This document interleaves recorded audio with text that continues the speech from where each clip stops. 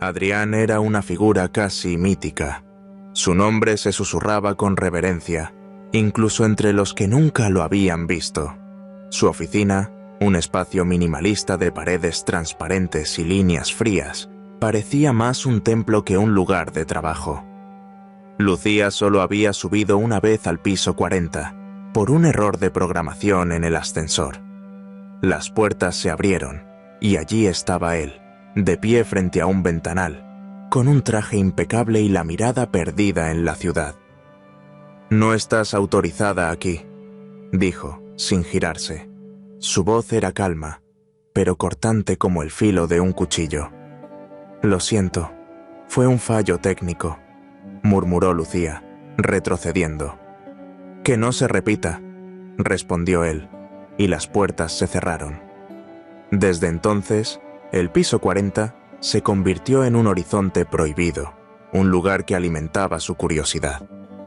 Una noche, la supervisora, una mujer de rostro severo llamada Marta, anunció que necesitaban una limpiadora temporal para el piso 40. El equipo habitual estaba de baja, y nadie quería el turno. «Es solo una noche», dijo Marta, con tono que no admitía excusas. Los demás bajaron la mirada, pero Lucía, sin saber por qué, levantó la mano. «Yo voy». Marta arqueó una ceja, pero asintió. Esa noche, el ascensor parecía más lento, el aire más denso. Al llegar, el piso estaba vacío, salvo por una luz tenue que escapaba de la oficina de Adrián.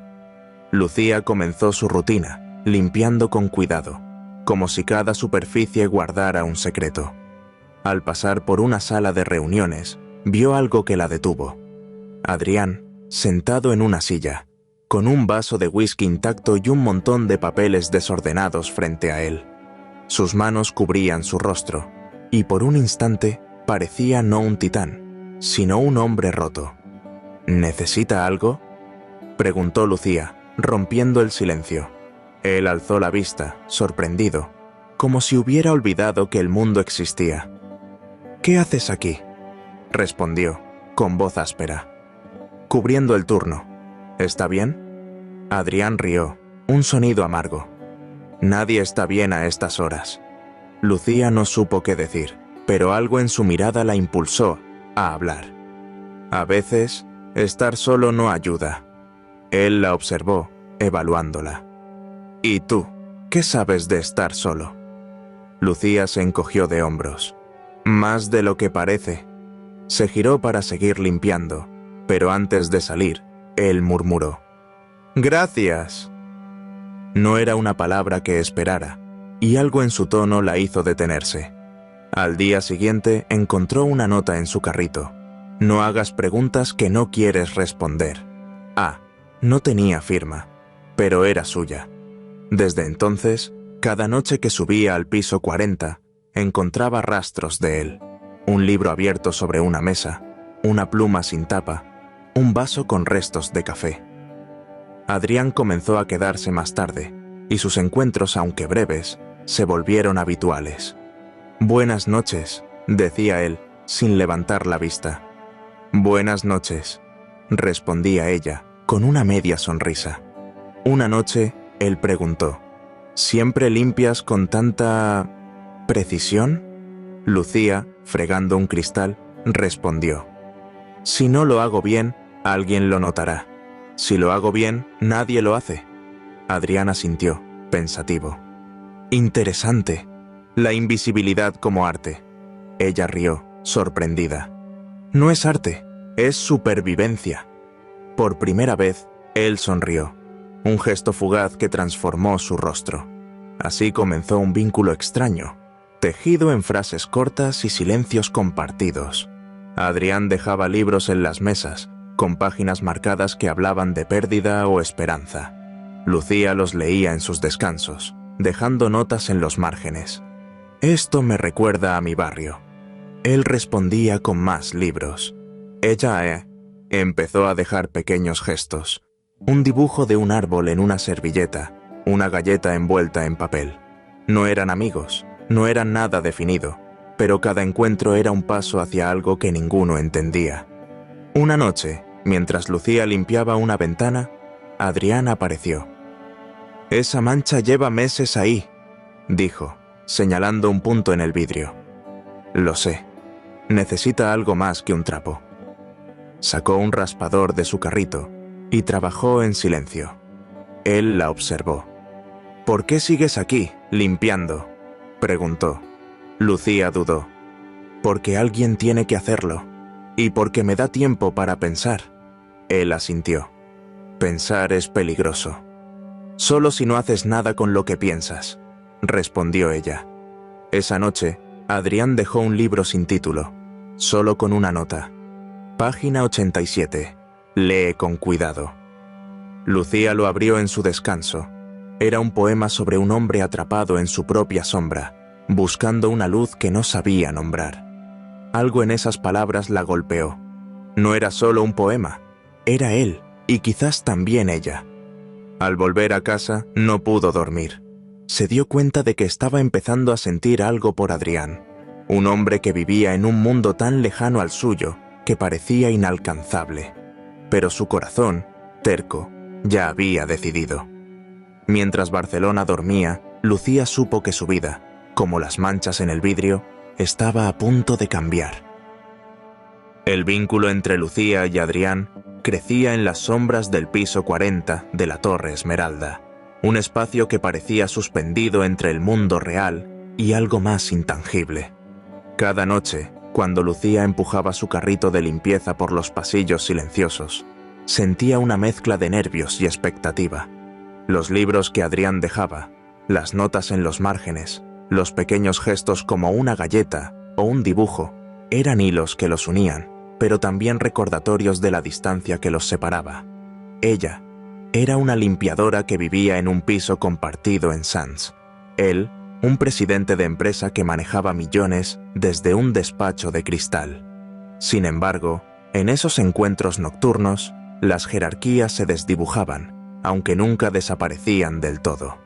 Lucía comenzó a subir al piso 40 con más frecuencia, asignada al turno tras la baja prolongada de otra compañera. Sus conversaciones con Adrián, aunque breves, se volvieron más profundas. Una noche, mientras ella pulía una mesa de conferencias, él salió de su oficina con un libro en la mano. «¿Lo leíste?», preguntó, señalando el poemario que había dejado días antes. Lucía asintió. «Me gustó la parte de la sombra, pero no entiendo por qué alguien con todo se siente atrapado». Adrián se apoyó en el marco de la puerta, pensativo. «Tener todo no significa saber qué hacer con ello. A veces, lo que pesa no es lo que tienes, sino lo que no puedes soltar». Lucía lo miró, sorprendida por su franqueza. «¿Y qué no puedes soltar tú?». Él sonrió, pero era una sonrisa triste. «Si lo supiera, no estaría aquí a las 2 de la mañana». Esos intercambios encendían algo en Lucía. Empezó a escribir en un cuaderno viejo, anotando pensamientos que le venían mientras limpiaba, frases sobre la ciudad, sobre la soledad, sobre lo que veía en los ojos de Adrián. Una noche, dejó una página arrancada en su escritorio, con un poema corto. El cristal guarda el reflejo, pero no el calor. Al día siguiente, encontró una respuesta escrita a mano. El calor está en quien lo busca. Sigue escribiendo. Lucía sintió un vuelco en el pecho. No era solo que él hubiera leído sus palabras, era que las había valorado. Pero la Torre Esmeralda no era un lugar para sueños. Marta, la supervisora, comenzó a notar las ausencias prolongadas de Lucía en los pisos bajos. «Te estás tomando demasiadas libertades», le dijo una noche, con los brazos cruzados. «El piso 40 no es tu responsabilidad. Haz tu trabajo y punto». Lucía asintió, pero no podía ignorar la pulla en su voz. Sabía que los rumores corrían. Una limpiadora pasando tiempo en la zona ejecutiva no pasaba desapercibida. Entre los compañeros, algunos la miraban con envidia, otros con desprecio. «Cuidado, Lucía», le susurró una colega mayor. «Ese mundo no es para nosotras». Ella quiso responder que no buscaba nada, pero ¿era verdad? Cada vez que veía a Adrián, Sentía que quería más, no su dinero ni su poder, sino su verdad. Una noche, mientras compartían un café en la sala de descanso, Adrián le preguntó: «¿Qué harías si no tuvieras que limpiar?». Lucía rió, nerviosa. «No lo sé. Escribir, tal vez. Pero eso no paga facturas». Él la miró, serio. «No todo se mide en facturas. ¿Qué escribes?». Ella dudó, pero acabó confesando: «Cosas que veo. Historias de la gente que pasa por aquí. De mí». Adrián asintió, como si entendiera más de lo que decía. «Guarda esas historias. Son más valiosas de lo que crees». Esa noche, él le dejó un cuaderno nuevo, de tapa dura, con una nota, para que no se pierdan. Lucía lo guardó como un tesoro, pero también como un peso. ¿Qué significaba que él creyera en ella? ¿Y por qué le dolía tanto saber que su mundo no la aceptaría? La tensión creció cuando un ejecutivo, Javier, jefe de operaciones, comenzó a rondar el piso 40 durante los turnos de Lucía. Era un hombre de sonrisa afilada y mirada calculadora, conocido por su ambición. Una noche la interceptó en un pasillo. «Tú eres la que sube tanto, ¿no? Ten cuidado, pequeña. Los ascensores no siempre te llevan donde quieres». Lucía sintió un escalofrío, pero mantuvo la compostura. «Solo hago mi trabajo». Javier rió. «Claro, pero algunos trabajos no duran si cruzas líneas». La advertencia era clara, y Lucía supo que no estaba sola en el radar. Días después, el inevitable sucedió. Mientras limpiaba una ventana, Adrián se acercó, más relajado que de costumbre. «Escribiste algo nuevo, ¿verdad?», dijo, con una chispa en los ojos. Lucía sonrió, tímida. «Un poema. Pero es malo». Él negó. «Déjame verlo». Ella sacó el cuaderno, y mientras él leía, sus dedos rozaron los suyos. Fue un instante, pero suficiente para que el aire cambiara.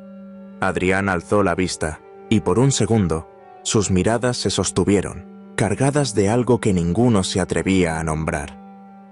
«Es bueno, Lucía», murmuró. «Tú eres buena». Ella sintió que el corazón le estallaba, pero antes de responder, una sombra los interrumpió. Javier, desde la puerta, los observaba con una sonrisa fría. «Interesante reunión. ¿Interrumpo?». Adrián se tensó. «Vuelve a tu oficina, Javier». Pero el daño estaba hecho. Esa noche, Lucía no durmió. Sabía que Javier no se quedaría callado. Al día siguiente, Marta la llamó a su despacho. «Hay quejas sobre tu comportamiento en el piso 40. Conversaciones inapropiadas. Presencia prolongada». Lucía intentó defenderse. «Solo hablo con el señor Salazar cuando él me dirige la palabra». Marta la cortó. «No eres nadie para hablar con él. Vuelve a los pisos bajos a partir de mañana». Lucía salió con el rostro ardiendo, no de vergüenza, sino de rabia. No era justo. Ella no había buscado nada, pero ahora pagaba el precio de ser vista. Esa noche, antes de ser reasignada, subió al piso 40 por última vez. Adrián estaba en su oficina, pero salió al verla. «¿Qué pasó?», preguntó, notando su expresión. Lucía, con la voz temblorosa, lo contó todo. «Me han bajado de piso. Dicen que no debo estar aquí». Adrián apretó los puños. «Esto es por mí. Lo arreglaré». Ella negó. «No puedes. Esto no es tu mundo. Es el mío. Y en el mío, la gente como yo no sube tan alto». Él dio un paso hacia ella. «Lucía, tú no eres solo esto. Eres más». Ella lo miró, con lágrimas contenidas. «¿Y qué soy para ti, Adrián? Porque no puedo seguir siendo un secreto». Él no respondió, y el silencio fue una herida. Lucía dejó el cuaderno sobre la mesa. «Guárdalo. Ya no lo necesitaré aquí». Se giró y salió, con el corazón roto, pero con la certeza de que, aunque doliera, había dicho su verdad. Mientras el ascensor descendía, supo que la Torre Esmeralda nunca volvería a ser la misma. El descenso de Lucía desde el piso 40 de la Torre Esmeralda marcó un quiebre en su vida, pero no un final. La reasignación a los pisos bajos, impuesta por Marta y alimentada por las intrigas de Javier, era un recordatorio brutal de las jerarquías que gobernaban aquel mundo de cristal. Sin embargo, el dolor de dejar atrás a Adrián y el cuaderno que contenía sus palabras no la doblegó. En su pequeño piso en Sants, rodeada por el ruido de la ciudad y las facturas apiladas, Lucía decidió que no permitiría que su historia terminara en silencio. Había encontrado una voz, y aunque temblorosa, estaba decidida a usarla. Los primeros días en los pisos bajos fueron duros. El trabajo era el mismo: fregar, trapear, vaciar papeleras. Pero la ausencia del piso 40 pesaba como una sombra. Sus compañeras, al notar su silencio, intentaban animarla, pero Lucía apenas respondía. Cada noche, al pasar por el ascensor, miraba el botón del piso 40, pero no lo presionaba. Adrián no la buscó, y eso dolía más que las advertencias de Marta. Sin embargo, una noche, al llegar a casa, encontró un paquete en su buzón. Era el cuaderno que había dejado en la oficina de Adrián, con una nota: «No dejes de escribir, lo siento». Lucía lo abrió, y entre las páginas había un nuevo poema suyo, inacabado. Lo leyó, y algo dentro de ella se encendió. No era una disculpa lo que necesitaba, era un propósito. Lucía comenzó a escribir con furia. En los descansos, en el metro, en las madrugadas, llenaba páginas con poemas y relatos sobre la Torre Esmeralda, sobre las vidas invisibles que sostenían sus cimientos. Envió algunos a revistas locales, esperando poco, pero una publicación independiente, Voces del Margen, aceptó 2 de sus textos. Ver su nombre impreso, aunque en una tirada pequeña, le dio una chispa de esperanza. Compartió la noticia con sus compañeras, y una de ellas, Rosa, una mujer mayor que siempre llevaba caramelos en el delantal, le dijo: «Tienes que seguir, Lucía. Esto es tuyo». Esa noche, decidió que no dejaría que la torre definiera su valor. Mientras tanto, en el piso 40, Adrián vivía su propio tormento. La ausencia de Lucía era un vacío que no esperaba sentir tan profundamente. Las reuniones, los contratos, los números que antes lo absorbían ahora le parecían huecos. Javier, aprovechando el escándalo, había ganado influencia en el consejo, susurrando dudas sobre la estabilidad de Adrián. Una tarde, durante una junta, Javier deslizó: «La imagen de Novatec no puede permitirse distracciones. Todos sabemos lo que pasó». Adrián, harto, lo enfrentó. «Lo que pasó es que alguien me recordó que hay más en la vida que este maldito edificio. Si eso te molesta, es tu problema». La sala quedó en silencio, pero Adrián supo que su posición estaba en riesgo. Una noche, incapaz de soportar la presión, Adrián bajó al piso 5, donde Lucía limpiaba. La encontró fregando un pasillo, con la misma precisión que siempre lo había fascinado. «Lucía», dijo, y ella se giró, sorprendida. «No deberías estar aquí», respondió, con voz firme pero cansada. Él dio un paso adelante. «No puedo arreglar lo que pasó, pero no quiero que esto termine así. Lo que escribes, lo que eres, me cambió». Lucía negó. «No se trata de cambiarte, Adrián. Se trata de si puedes verme fuera de este uniforme, fuera de tus reglas». Él bajó la mirada. «Estoy intentándolo». Ella suspiró. «Entonces demuéstralo, no con palabras, con hechos». Se giró y siguió trabajando, dejándolo solo en el pasillo. Adrián tomó su desafío en serio. Días después, renunció a su cargo como presidente de Novatec, citando razones personales. La noticia sacudió el mundo financiero, pero él no dio explicaciones. Con parte de sus ahorros, alquiló un local en el barrio de Gracia, un espacio pequeño con paredes descascaradas y grandes ventanales.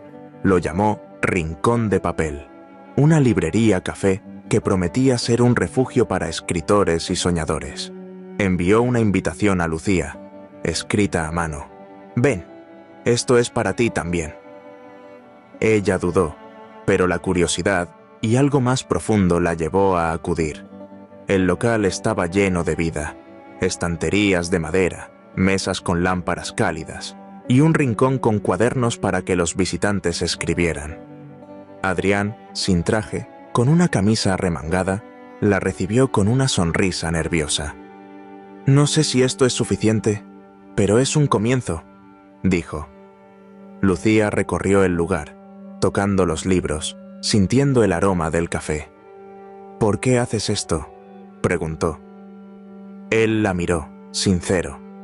«Porque quiero un lugar donde alguien como tú no sea invisible, y porque te amo, aunque no lo haya dicho antes».